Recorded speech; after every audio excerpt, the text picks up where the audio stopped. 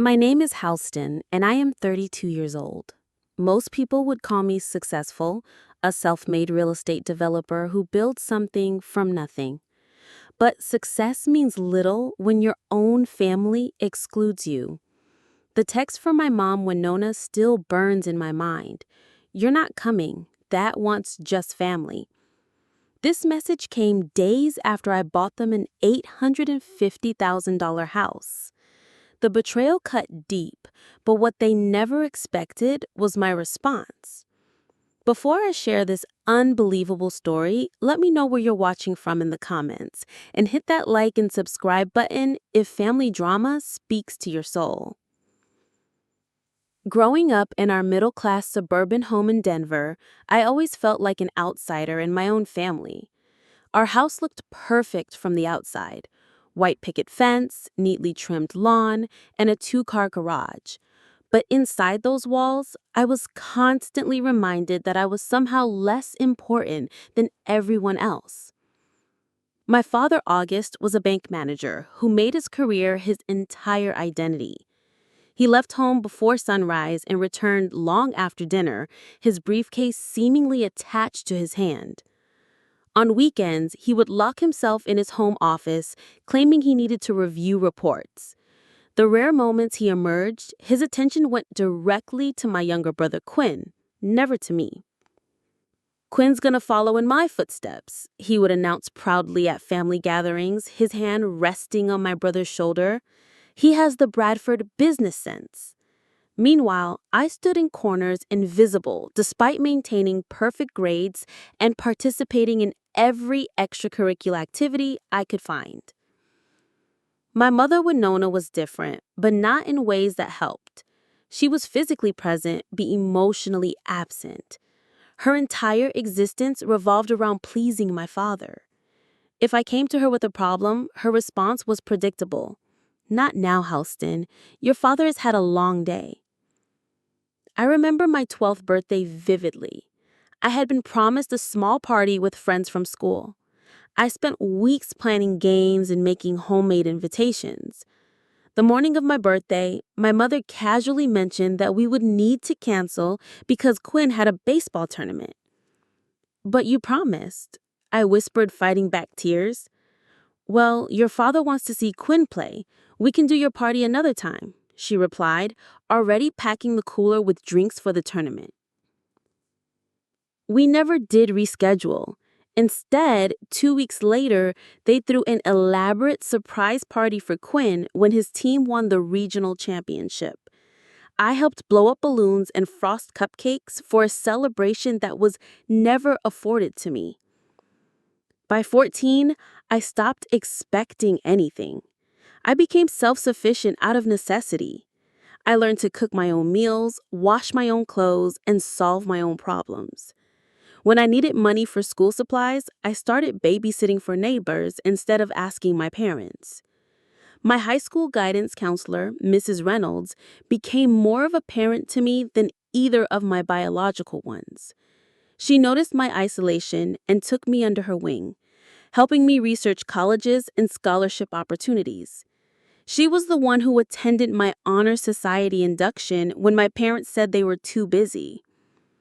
"You have incredible potential, Halston, and someday they'll regret not seeing it." The day I turned 18, I packed everything I owned into 3 suitcases and left for college across the country at Boston University. My father barely looked up from his newspaper when I said goodbye. My mother hugged me quickly, then immediately turned her attention to what she would make Quinn for dinner. College was freedom and loneliness simultaneously. I worked 3 jobs while maintaining a full course load in computer science. Unlike my classmates who received care packages and weekend visits, my only contact with family was obligatory holiday phone calls that lasted less than 5 minutes. "How are your grades?" my father would ask, not waiting for an answer before passing the phone to someone else. With each passing semester, my determination grew. I would become so successful that they would have to acknowledge me. I would build something they couldn't ignore. Every all-nighter I pulled coding, every meal I skipped to afford textbooks, every networking event I attended in secondhand clothes was fueled by this desire to finally be seen. My roommate Charlotte was the first person who showed me what genuine friendship looked like. She noticed when I was skipping meals and would leave half of her sandwich on my desk. When I was sick with flu during finals week, she brought me soup and recorded lectures. These small acts of kindness were foreign to me, and they both healed and highlighted the void my family had created. "Your family sounds like a bunch of jerks," she said bluntly, one night after I received a Christmas card addressed only to occupant at my dorm address. "You deserve better, Hal. You always have." By senior year, I had already started developing the software that would eventually become my company's flagship product. While classmates partied, I built prototypes and drafted business plans. My thesis advisor recognized the commercial potential immediately and connected me with a small business incubator. "You have something special here, but are you doing this for yourself or to prove something to someone else?" I couldn't answer him then. The truth was too painful to acknowledge, even to myself. The day I graduated summa cum laude, I sat alone in the audience, watching other families cheer and take photos. Quinn had a baseball game that weekend. My parents sent a generic card with a $50 check 2 weeks later. That night, I made a promise to myself. I would build my own family of choice, and I would become so wildly successful that ignoring me would be impossible. Not because I still craved their approval, but because I needed to prove to myself that I was worthy of being seen. The early days of entrepreneurship were a blur of instant ramen, sleepless nights, and rejection emails from potential investors. I rented a tiny studio apartment in Cambridge that doubled as my office, sleeping on a futon that I would fold away during business hours. My first desk was a door, balanced on 2 filing cabinets. My first business suits were purchased from thrift stores and tailored by hand. What I lacked in resources, I made up for in determination. My real estate platform, designed to help small investors identify undervalued properties, slowly gained traction through word of mouth. I hired my first employee 18 months after graduation, a fellow programmer named David, who believed in my vision enough to accept equity instead of a market-rate salary. "This is going to be something huge," he told me as we worked through another weekend. "I can feel it." By 27, my company, Property Vision, had grown to 30 employees. We moved into actual office space in a renovated factory building, complete with exposed brick walls and large windows. Our client list expanded from local investors to national real estate firms. The platform evolved from a simple property analysis tool to an all-in-one solution for market research, investment tracking, and portfolio management. The day we landed our first $1 million contract with a national investment firm, I took the entire team out for dinner at the most expensive restaurant in Boston. As champagne flowed and people celebrated, I felt an overwhelming urge to share this milestone with my family. I stepped outside and called my parents home for the first time in months. "Mom, my company just landed a huge contract," I said when Winona answered, trying to keep the excitement in my voice. "Oh, that's nice, dear," she replied, distracted. "Did you know your brother got promoted to assistant bank manager? Your father is so proud." The familiar sting of dismissal washed over me, but it was dulled by my own accomplishments. I didn't need their approval anymore. At least, that's what I told myself. By 30, I was a millionaire on paper. Property Vision had grown to over 200 employees with offices in 3 cities. Business magazines featured me in their 30 under 30 lists. I purchased a beautiful brownstone in Boston's Back Bay neighborhood and filled it with art and books. From the outside, my life looked perfect. But success brought its own form of loneliness. I dated occasionally, but relationships always took a back seat to my company. Charlotte remained my closest friend, though she had moved to Chicago for her medical residency.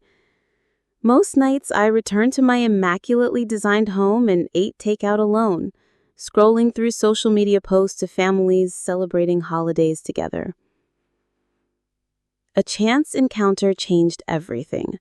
While attending a real estate conference in Denver, I ran into my father's colleague from the bank. He mentioned that my father was retiring after 35 years. "They must be throwing him quite the party," he said. "August was an institution at First National." I nodded and smiled, hiding the fact that I had no idea my father was retiring. No one had bothered to tell me.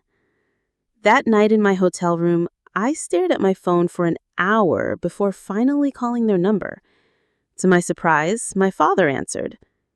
"Hello, Houston," he said, his voice unchanged by the years. "Your mother mentioned you were doing well in business." The conversation was stilted, full of long pauses and surface-level questions, but it was more words than we had exchanged in years. At the end, I took a deep breath and asked, "Would it be okay if I visit while I'm in town? I heard about your retirement." There was a long pause. "I suppose that would be fine," he finally replied. The house looked smaller than I remember. The white picket fence needed painting, the lawn was patchy, and the garage door was dented. My mother answered the door, her hair now completely gray, her face more lined than I remembered. "You look successful," she said, as if that was the highest compliment she could offer. She led me into the living room where my father sat in his recliner, newspaper in hand, just like always. The only difference was the reading glasses perched on his nose and the slight tremor in his hands. Dinner was awkward. Quinn joined us, now 30 years old, and working at our father's bank. He had the same dismissive attitude towards me, talking over my answers and redirecting every conversation back to himself.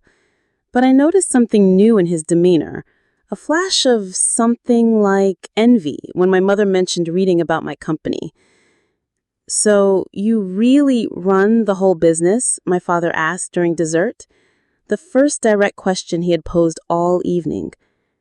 "Yes," I replied. "We have over 200 employees now in offices in Boston, New York, and San Francisco." For the briefest moment, I saw something like respect in his eyes, before he looked away. 6 months after my visit, my mother called me out of the blue. "Your father has been having some health issues," she said. "Nothing serious, just high blood pressure and cholesterol. The doctor says he needs to reduce stress." I listened as she talked about medical bills and the cost of prescription medications. For the first time, she was confiding in me about family problems. It was a strange reversal, and though I knew she was likely only reaching out because of my financial success, I still felt a glimmer of hope. "I can help," I offered. "Just let me know what you need." Over the next year, I paid for several of their medical bills. I sent gift cards for groceries and restaurants. Each time, my mother's gratitude seemed genuine, if restrained. My father never mentioned the help directly, but he stopped changing the subject when I talked about my company. Quinn remained the golden child, but I noticed the shine was wearing off. At 30, he still lived in an apartment paid for by my parents. His assistant manager position seemed to involve little actual responsibility. During one visit, I overheard my father asking him when he planned to really apply himself.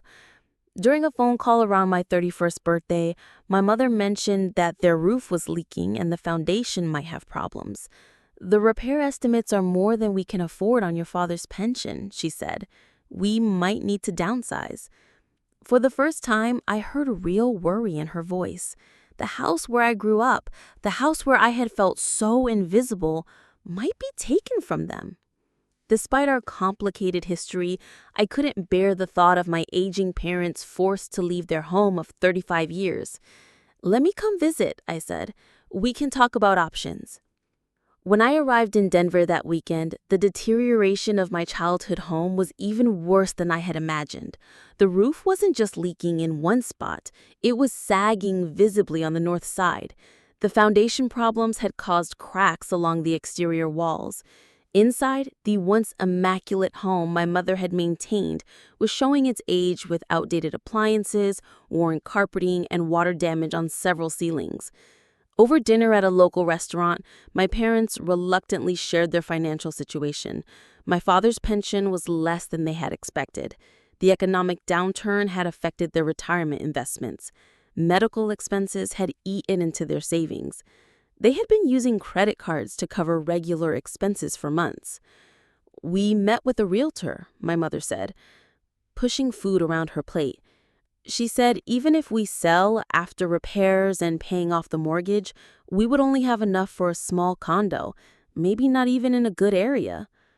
My father, who had always been proud to a fault, looked defeated. His shoulders hunched, he stared at his water glass instead of making eye contact. "We should have planned better," he said, more to himself than to us. "I always told my clients to prepare for retirement, and I failed to follow my own advice." That night in my hotel room, I couldn't sleep. Despite years of emotional distance, these were still my parents. The thought of them struggling financially in their golden years or living in some cramped apartment in an unsafe neighborhood bothered me deeply. I had the means to help, substantial means. By morning, I had made my decision. Over breakfast, I presented them with a proposition. "I want to buy you a new house," I said, watching their expressions shift from confusion to disbelief. "Something that's the right size for you, with no maintenance issues, in a good neighborhood." "We couldn't possibly accept," my mother began, but I could see the hope in her eyes. "We don't need charity," my father added stiffly. "It's not charity," I countered. "It's what families do for each other. You provided for me growing up. Now I can do this for you. Please let me help." After much discussion and several more financial revelations that clearly embarrassed my father, they agreed to let me look at options. What started as a simple idea to help them find a suitable retirement home evolved into something much bigger over the next few months. I hired a real estate agent specializing in homes for retirees. I flew to Denver every other weekend to view properties with my parents. What I initially budgeted at $400,000 gradually increased as I saw how their faces lit up at certain features: a gourmet kitchen for my mother, a den with built-in bookshelves for my father, a backyard perfect for gardening, a neighborhood with walking paths, and a community center. "This one feels like home," my mother whispered, as we toured a beautiful one-story craftsman-style house in an upscale community designed for active seniors. The house had 4 bedrooms, 3 bathrooms, an open floor plan, and a covered patio overlooking a small man-made lake. It was also $850,000, more than double my original budget. The look on my parents' faces as they explored each room, already mentally arranging their furniture and planning their new life, made the decision easy. I made an offer that day, paying cash to expedite the process. The day I handed them the keys, my mother cried. My father, in a rare display of emotion, hugged me briefly. "He don't deserve this," he said quietly. "Maybe not," I replied honestly, "but I want you to have it anyway." Moving day was surreal. I hired professional movers and organizers to pack their old house and arrange everything in the new one. My mother fluttered around directing where each piece of furniture should go, while my father supervised the installation of his entertainment system in the den. I stood in the background, both part of the family and separate from it. The provider, but still somehow the outsider. Quinn arrived late in the day after most of the work was done. He walked through the house with an expression I couldn't quite read, somewhere between awe and resentment. "This must have cost a fortune," he commented, running his hand along the granite countertop in the kitchen. "It was worth it," I replied simply. "Must be nice to have money to throw around," he muttered, just loud enough for me to hear. That evening, as we ate takeout Chinese food in their new dining room, my parents seemed more relaxed than I had ever seen them. My mother kept pointing out features she loved. My father nodded contentedly from his seat at the head of the table. For the first time, I felt like I had truly pleased them, truly earned a place at the family table. As I prepared to leave the next morning, my mother pulled me aside. "Your brother is having a hard time," she said. "He feels like he can't compete with you." "It's not a competition," I replied, surprised. "Of course not," she said quickly. "But you know he's always been the special one in the family, and now you're doing all these grand gestures. It's difficult for him." I bit back the response that rose instantly to my lips, that he had always been their favorite, that he had received the emotional support and recognition I had craved. Instead, I just nodded. "I understand." Over the next few months, I received regular updates about the house. My mother sent photos of new curtains she had purchased, of flowers blooming in the garden. My father called to tell me about the neighbors they had met at the community center, about the poker game he had joined on Thursday nights. They seemed genuinely happy, and by extension, I felt a new kind of contentment. Maybe this grand gesture had finally bridged the gap between us. I visited again for Thanksgiving, bringing expensive wine and gourmet desserts. The holiday passed more pleasantly than any family gathering I could remember. Even Quinn seemed less antagonistic, though he made several comments about his modest banking salary compared to tech money. As we said goodbye, my mother hugged me longer than usual. "We should do something special," she said, "as a family, to thank you properly for everything." "You don't need to thank me," I assured her. "No, we want to," she insisted. "Let us think about it and get back to you." 3 weeks before Christmas, my mother called with their idea. "We want to take a family cruise," she announced. "The 4 of us for New Year's. August has always wanted to see the Caribbean." "That sounds wonderful," I replied, genuinely excited by the prospect of a family vacation, something we had never done when I was growing up. "We thought maybe you could help with the arrangements," she added, "since you know about these things." I agreed immediately, already mentally rearranging my work schedule to accommodate the trip. This was the opportunity I had been waiting for, a chance to finally experience the family closeness I had always craved. The moment after I hung up the phone with my mother, I launched into planning mode. A family cruise represented more than just a vacation. It was a symbol of our reconciliation, a new chapter in our relationship. I was determined to make it perfect. First, I researched cruise lines, reading countless reviews and comparing amenities. This couldn't be just any cruise. It had to be exceptional. I settled on Royal Caribbean's newest ship, the Symphony of the Seas, a floating luxury resort with multiple pools, Broadway-style shows, gourmet restaurants, and spacious suites. The price tag was steep, over $20,000 for the 4 of us, but I didn't hesitate. I booked the Crown Loft Suites, the most luxurious accommodations available, with private balconies overlooking the ocean and separate living and sleeping areas. I arranged for the VIP package, which included priority boarding, exclusive access to private lounges, and personal concierge service. When I called my mother to share the details, her excitement seemed genuine. "That sounds incredible, Halston. Your father will be so impressed." Those words, "your father will be impressed," sent a familiar thrill through me. Despite everything, despite my success and independence, a part of me still craved his approval. Next came the logistics. I scheduled flights for everyone from Denver to Miami, where we would board the ship. I researched shore excursions for each port of call, selecting experiences I thought each family member would enjoy. A historical tour in Old San Juan for my father, a culinary class in St. Thomas for my mother, and a sailing adventure in St. Martin that all of us could enjoy together. My personal assistant, Maria, watched my frantic planning with concern. "You're really going all out for this trip," she observed as I debated between sending my parents first class or business class airline tickets. "It's important," I replied simply. I've never seen you take a full week off work, not even when you had pneumonia last year." She was right. In the 10 years since founding my company, I had never taken more than 3 consecutive days away from work. I had built my success through relentless dedication, always being available, always putting the company first. But for this family cruise, I was scheduling a full 7 days away, plus travel time on either end. I had already informed my executive team and board of directors that I would be completely offline. "This is different," I told Maria. "This is family."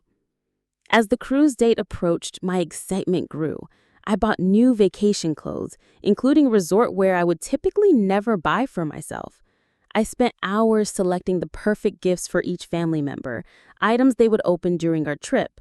A vintage nautical-themed watch for my father, a set of handcrafted pearl jewelry for my mother, and, for Quinn, expensive wireless headphones I knew he had been wanting. I also prepared professionally. I worked overtime to clear my schedule, delegated ongoing projects, and created detailed contingency plans for any emergencies that might arise during my absence. My management team seemed stunned by my thoroughness. "We can handle things for a week," my COO assured me during our final pre-vacation meeting. "The company existed before you, and it will exist after you." His choice of words, "after you," struck me as odd, but I was too preoccupied with trip planning to dwell on it. I had never considered my company's existence separate from my own. In many ways, Property Vision had become my identity, my child, the family I had created for myself when my biological one had failed me. 2 weeks before the cruise, I scheduled a video call with my parents and Quinn to go over the itinerary. I had created detailed folders for each of them containing their travel documents, daily schedules, information about the ship, and suggestions for what to pack. "This is very thorough," my father commented, leafing through his folder on screen. There was a note of grudging respect in his voice that made me sit up straighter. "Halston has always been organized. Remember how she used to label all her school supplies?" It was a small thing, this acknowledgement of a trait from my childhood, but it meant the world to me. They had noticed something about me, remembered it, and mentioned it with something like affection. Progress, I thought. Quinn looked bored during most of the call, scrolling through his phone while I explained the embarkation procedures, but he perked up when I mentioned the unlimited drink packages I had purchased for everyone. "So everything is paid for already. We don't need to bring money?" "Just for souvenirs or extra activities you might want to do," I explained. "All meals, drinks, and the excursions I've booked are covered." He nodded, seemingly satisfied, and returned to his phone. After the call, I felt a wave of anticipation unlike anything I had experienced in years. This was really happening. We would be a normal family enjoying a luxury vacation together.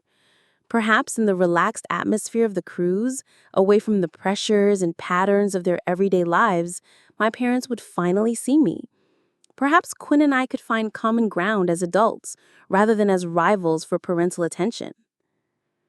The week before the cruise, I could barely focus on work. I checked and rechecked our arrangements, confirmed our flights, and made sure our passports were in order. I even called the cruise line to arrange special surprises, a cake for our first dinner on board, and champagne in my parents' suite upon arrival. 3 days before departure, I received confirmation that everything was set. I had one last video meeting with my executive team, assuring them that the company would survive without me for a week, though secretly I wondered if I would survive without the company. My work had been my refuge, my purpose, my validation for so long.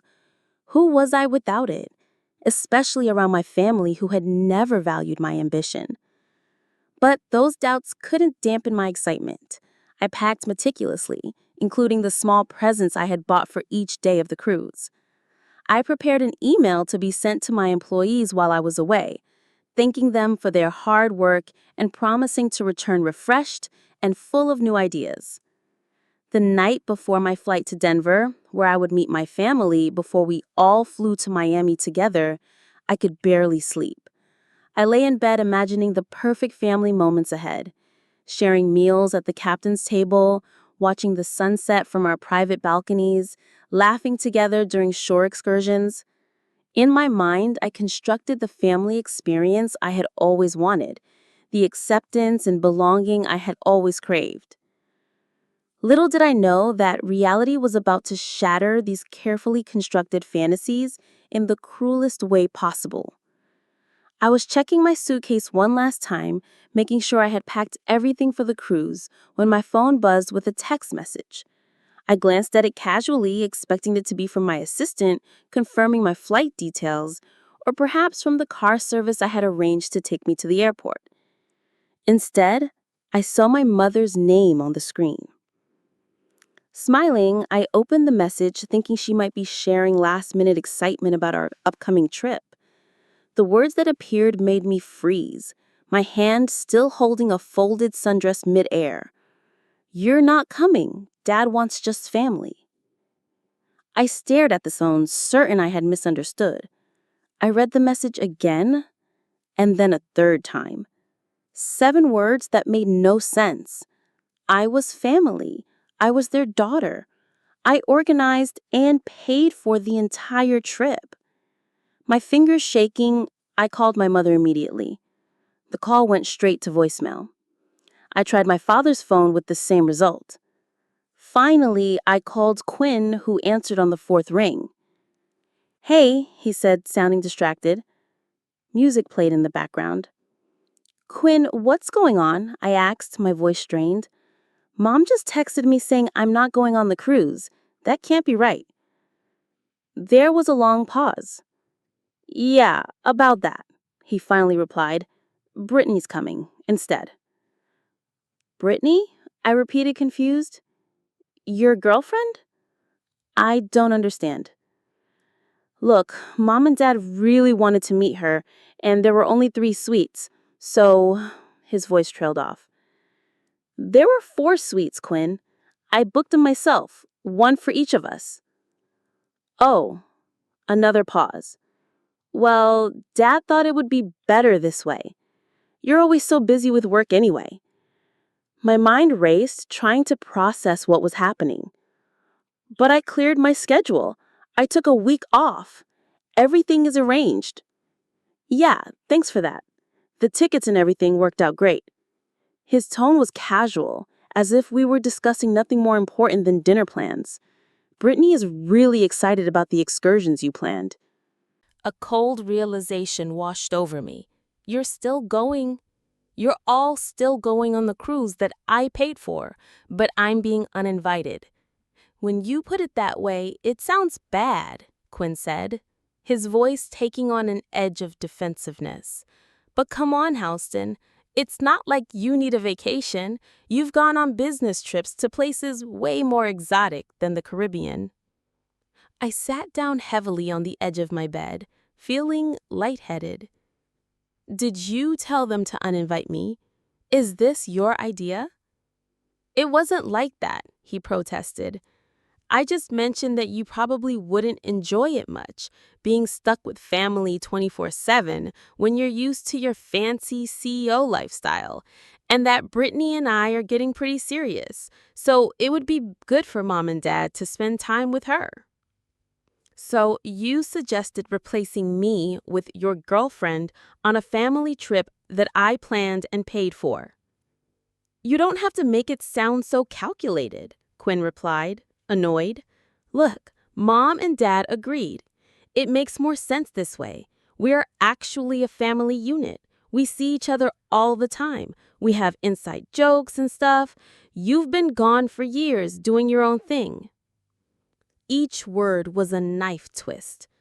"I bought them a house," I said quietly. "Yeah, with your millions," Quinn scoffed. "That's easy for you. But where were you when Dad needed help with yard work every weekend? When Mom was sick with pneumonia last winter? When they needed someone to drive them to doctor's appointments? I was here, Houston. I've been here the whole time." The unfairness of his accusations stunned me. They never asked me for help with those things. They never even told me Mom was sick. Because they know you're too busy and important now. They don't want to bother the big shot CEO. I took a deep breath, trying to steady my voice. Quinn, put Mom or Dad on the phone. I need to hear this from them. They're not here. They're at the mall buying cruise clothes. His voice softened slightly. Look, it's not personal. They just feel more comfortable with me, that's all. You intimidate them with your success and your fancy lifestyle. So, this is my fault for being successful? No one's saying it's your fault, Quinn replied, but his tone suggested otherwise. It's just how it is. Dad said, and I quote, I just want to relax with my family, not feel like I'm on a business trip with Houston talking about her company the whole time. My father's alleged words cut deeper than anything else. After all my efforts, all my attempts to bridge the gap, he still didn't see me as family. I was still the outsider, the unwanted one. And what about all the money I spent on this trip?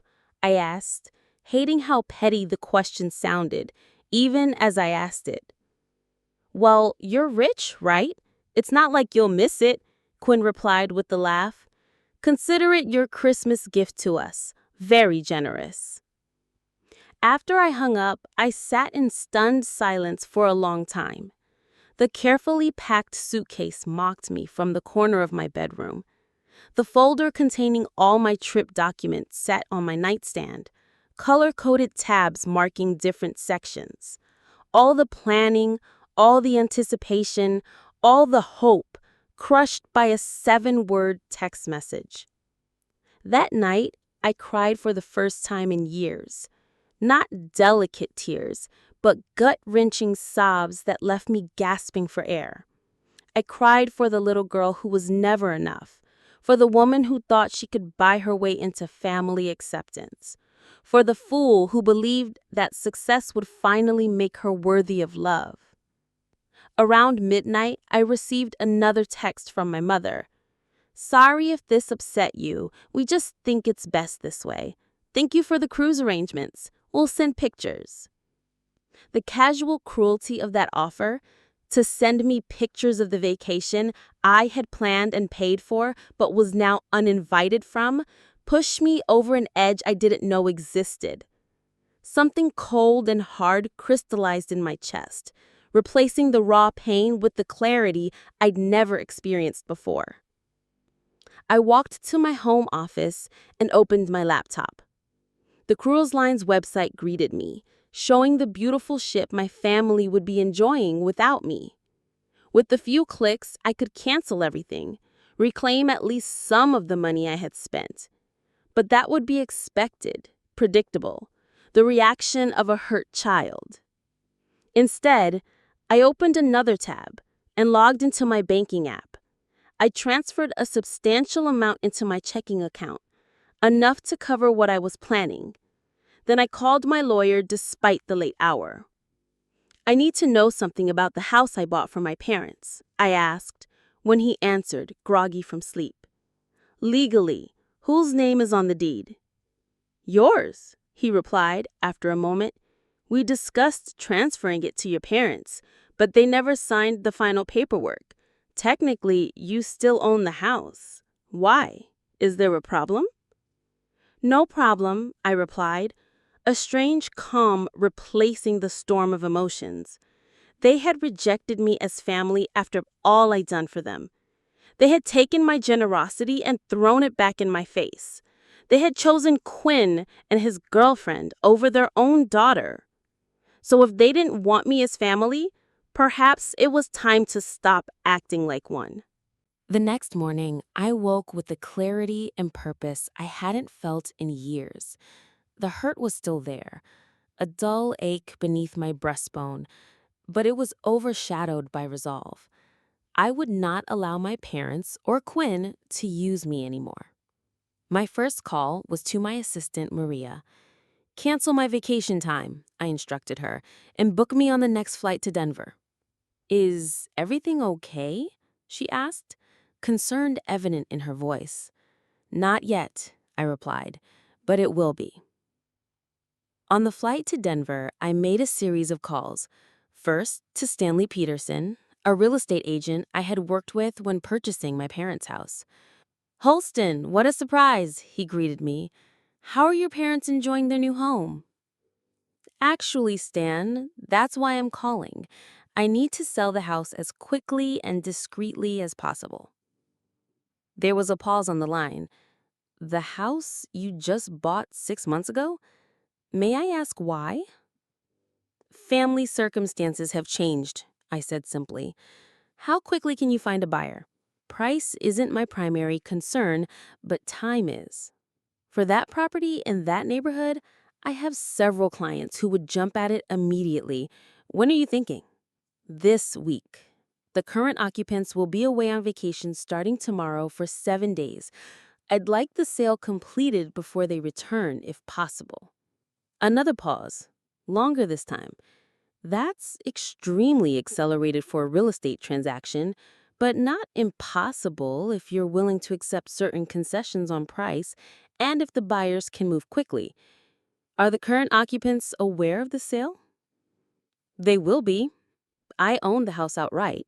My name is on all the paperwork. I'm legally entitled to sell it, correct? Yes, if you're the sole owner on the deed, you have that right. But Holston, this seems very sudden. Are you sure about this? More sure than I've ever been about anything, I replied. How soon can you show the property? Next, I called a moving and storage company, explaining my unusual situation. For an additional fee, they agreed to pack and move all personal belongings from the house to a storage facility within 24 hours. The occupants are elderly, I explained. I'm relocating them to a more suitable living arrangement, but want to surprise them. All their possessions need to be carefully packed and stored temporarily. We can handle that, the manager assured me. We do these types of senior transitions frequently.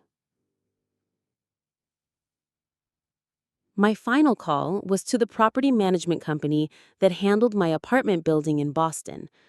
I need to know if any units are available for immediate lease, preferably a 2-bedroom. We have a 2-bedroom on the 4th floor that was just renovated. It's available now, but there's a waiting list. I'll pay 6 months in advance if you can hold it for me, I offered. By the time my plane landed in Denver, everything was in motion. Stanley had already contacted potential buyers and scheduled viewings for that afternoon.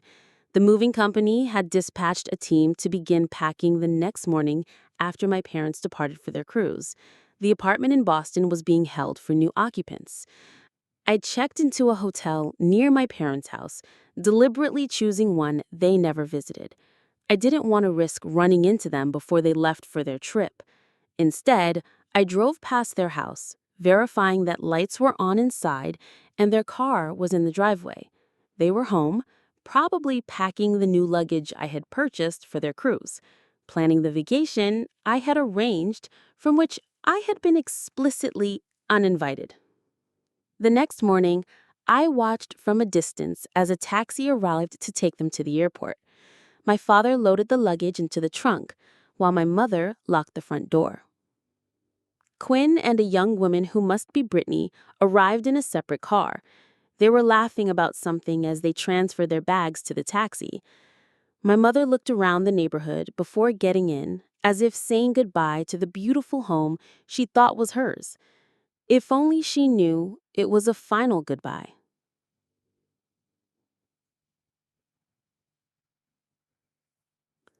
I felt a momentary pang, a flicker of doubt about what I was setting in motion, but then I remembered her text message, so casually cruel, and my resolve hardened once again. As soon as the taxi pulled away, I called the moving company. They've departed. You can begin now. Over the next 3 days, I orchestrated the dismantling of my parents' life in their dream house. The moving company worked efficiently, carefully packing every dish, photograph, and piece of clothing. I supervised personally, ensuring that family heirlooms and important documents were handled with appropriate care. Meanwhile, Stanley showed the house to a parade of potential buyers. As he had predicted, interest was high. By the end of the second day, I had 3 offers, all above asking price, despite the accelerated timeline.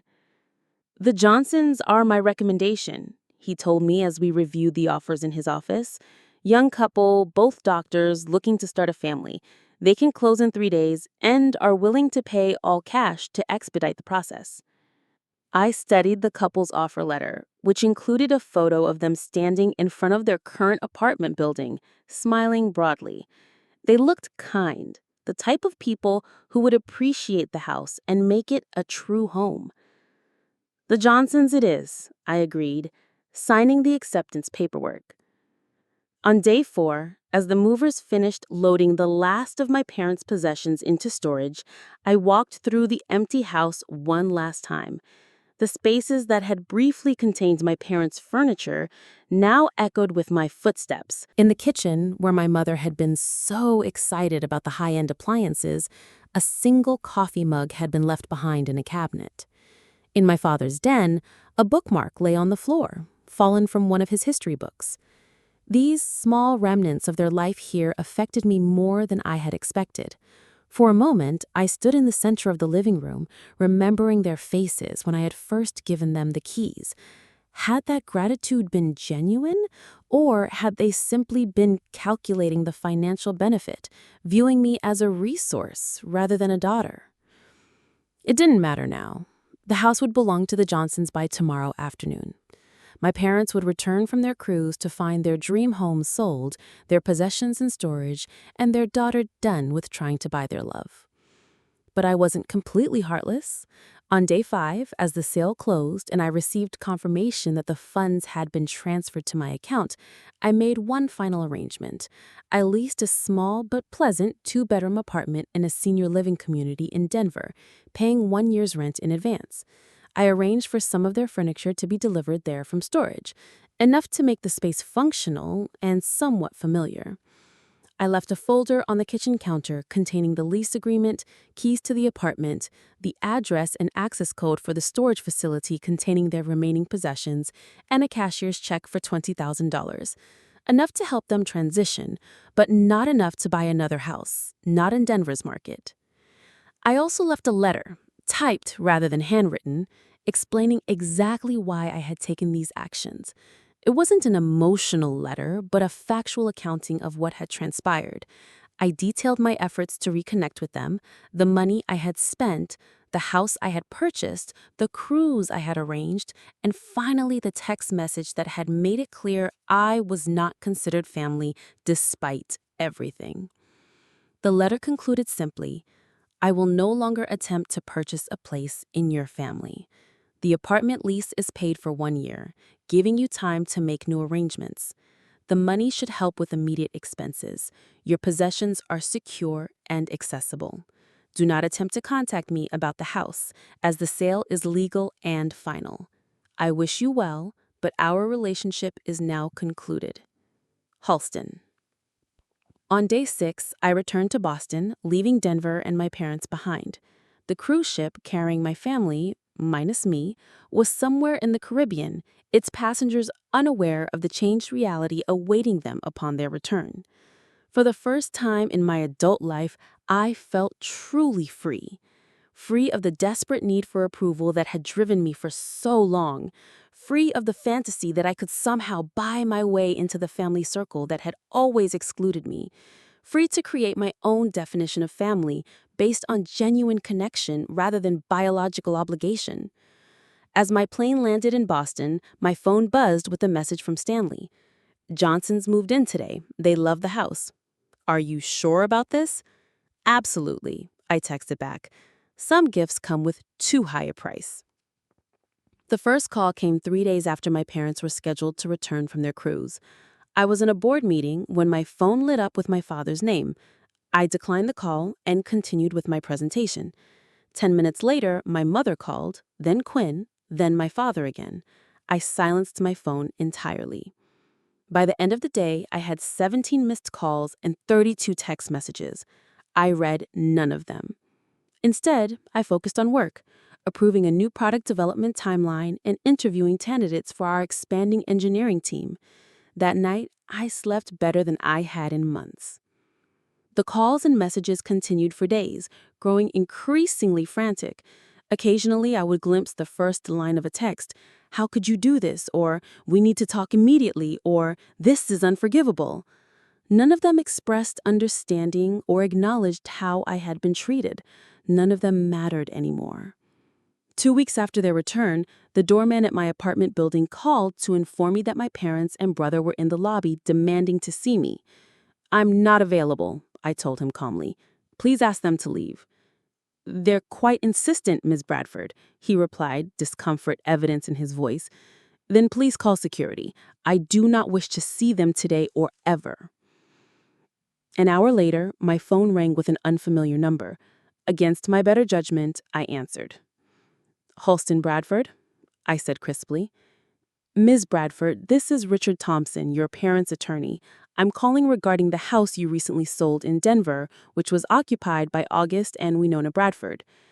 "The house that I owned," I corrected him. "My name was on the deed. The mortgage was in my name, and all payments came from my accounts." "Yes, technically that's correct," he conceded. "But there may be an issue of implied gift or verbal contract. Your parents claim you told them the house was a gift." "Did they sign any documentation to that effect?" I asked, though I already knew the answer. "No, not as such, no. But there's precedent for verbal agreements in family situations." "Mr. Thompson," I said, keeping my voice steady, "I purchased that house with my own funds. I allowed my parents to live in it while I considered transferring ownership to them. Before that transfer could occur, they made it explicitly clear that they do not consider me family. Since it was intended as a family arrangement, and they have stated I am not family, I was within my rights to sell my own property. I have provided them with alternate housing for a full year at my expense and additional funds to ease their transition. Any court would find that more than reasonable." There was a long pause on the line. "Miss Bradford, your parents are elderly and have been deeply distressed by this situation. Perhaps we could arrange a meeting to discuss a compromise." "There's nothing to discuss," I replied. "And my parents are in their 60s, hardly elderly, and in excellent health according to their recent physicals, which I also paid for. They're fully capable of securing new housing and employment if necessary. Now, if you intend to pursue legal action, please direct all future communication to my attorney. Otherwise, this matter is closed." After hanging up, I waited for the guilt to come, for doubt to creep in. It never did. Instead, I felt an unexpected lightness, as if I had set down a burden I had been carrying for decades. 3 months passed. Winter melted into spring. My company launched a new product line to critical acclaim. I dated occasionally, made new friends, and strengthened connections with old ones. I began volunteering at a mentoring program for young women in technology, finding unexpected fulfillment in guiding others on their professional journeys. Then, on a rainy April morning, I received a letter with a Denver postmark. The handwriting on the envelope was my mother's. I considered throwing it away unopened, but curiosity won out. Inside was a 5-page handwritten letter. It began without pleasantries. "What you did was cruel, and we didn't deserve it. But after months of anger, I've been forced to consider why you would take such drastic action. I remembered the text message I sent you before the cruise. At the time, it seemed like a simple change of plans. Now I see it through your eyes, coming after everything you had done for us." The letter continued, detailing my mother's gradual realization of how I had been treated throughout my life. She wrote about conversations with a therapist she had started seeing, who had helped her recognize patterns of favoritism and emotional neglect. She acknowledged her role in allowing my father to dictate family dynamics and her failure to protect me as a child. "August still can't admit any wrongdoing," she wrote. "He says you're vindictive and ungrateful, but I know differently now. I know we failed you in ways that money could never fix, and then punished you for trying." The final paragraph caught me off guard. "I don't expect forgiveness, and I don't ask to be welcomed back into your life. You have every right to the boundaries you've set. I only write to tell you that I see you now. Too late, and only after you forced me to, but I do see you. I'm sorry, Halston. You deserved better parents than we were." I read the letter 3 times, searching for manipulative undertones or hidden agendas. I found none. For the first time in my life, my mother had offered a genuine acknowledgement of my experience. It changed nothing about my decision to remove them from my life, but it offered a certain closure I hadn't realized I needed. 2 weeks later, I established the Bradford Foundation for first-generation college students, endowing it with $5 million of my personal funds. The foundation would provide scholarships and mentorship to young people who, like me, were navigating higher education without family support. At the foundation's launch event, a young journalist asked me what had inspired its creation. I believe that family should be defined by love and support, not merely by biology. When biological family fails, we must create new families of choice, communities that value and nurture each person's potential.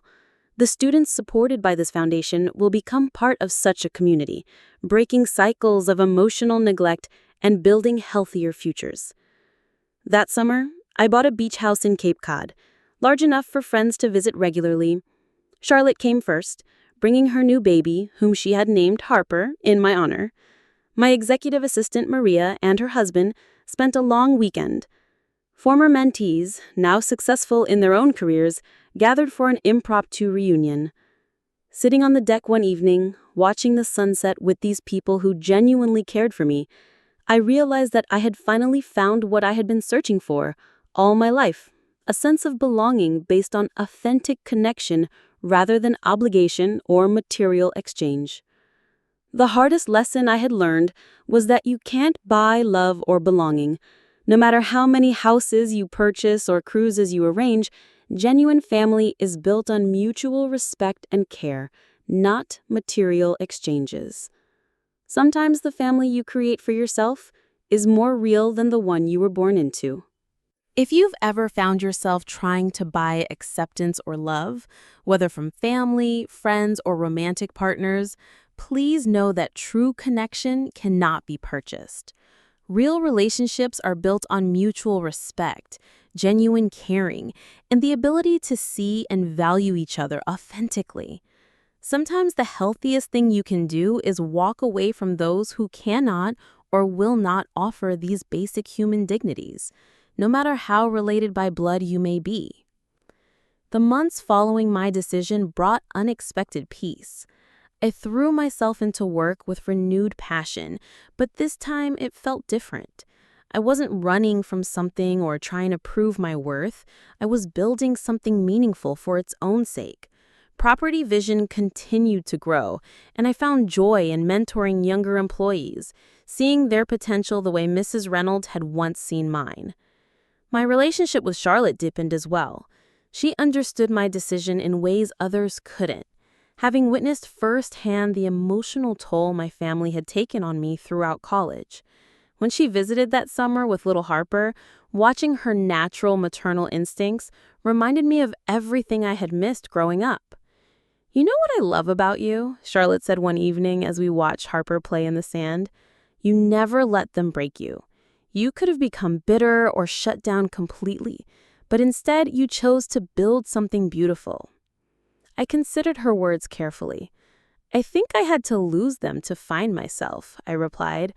"All those years I was trying to fit into their version of family instead of creating my own." The foundation work became increasingly fulfilling. Meeting with scholarship recipients reminded me why I had fought so hard to succeed.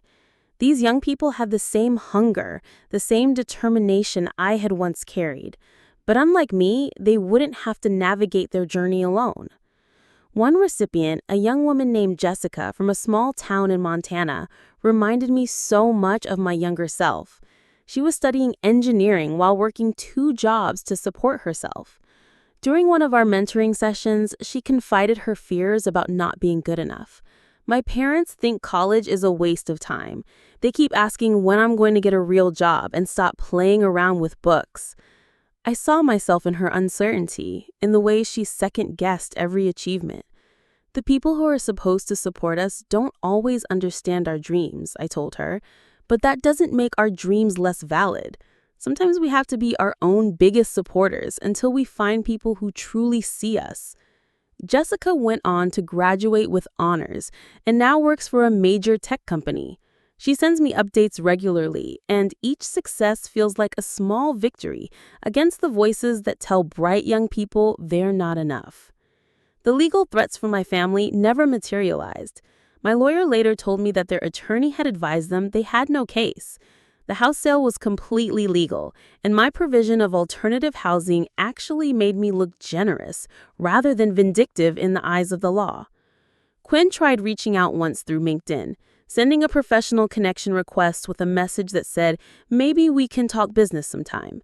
I declined without responding. Some bridges, once burned, should stay that way. My father never contacted me directly again after those initial frantic calls. Through mutual acquaintances in Denver's business community, I heard occasional updates. He had difficulty finding new employment at his age and eventually took a part-time consulting position. The adjustment to their reduced circumstances was challenging, but they were managing. I felt no satisfaction in their struggles, but no guilt either. They were adults who had made choices, just as I had made mine. The most unexpected development came 2 years later when I received a wedding invitation from Quinn. He was marrying Brittany, the girlfriend who had taken my place on the cruise. The invitation was formal and personal, probably sent at my mother's insistence rather than his genuine desire for me to attend. I didn't go, but I did send a gift, a modest one, from their registry. Not because I wanted to rebuild our relationship, but because it felt like the right way to close that chapter. Polite distance rather than angry silence. My mother's occasional emails continued, each one a little more honest than the last. She wrote about her therapy sessions, about insights she was gaining into family dynamics. She never asked me to forgive or forget, which I appreciated. Instead, she simply shared her journey toward understanding. I'm learning that being a mother is more than just providing food and shelter. I failed to protect your emotional well-being, and I'm trying to understand why. The therapist says I was so focused on keeping your father happy that I forgot my children needed me to be their advocate, not just his supporter. These glimpses into her growth were bittersweet. I was glad she was getting help, but it also highlighted how different things might have been if she had sought that understanding years earlier. As I write this, 5 years have passed since that devastating text message changed everything. I'm 37 now, happily in a relationship with someone who values my ambition rather than feeling threatened by it. We're planning our own family, and I think often about the kind of parent I want to be. Present, supportive, and genuinely interested in my children as individuals. The beach house in Cape Cod has become a gathering place for my chosen family. Every summer, it fills with friends, colleagues, and mentees. We create the kind of memories I always wished I could have had growing up. Genuine laughter, meaningful conversations, and the secure feeling of being truly seen and valued. Have you ever had to make a difficult decision to protect your emotional well-being? I'd love to hear your stories in the comments below. If this story resonated with you, please like and subscribe to Revengenius for more authentic conversations about family dynamics and self-worth. And if you know someone who might be struggling with similar issues, share this video with them. It might help them know they're not alone. Thank you for listening to my story. And remember, you deserve to be treated with love and respect, without conditions or price tags.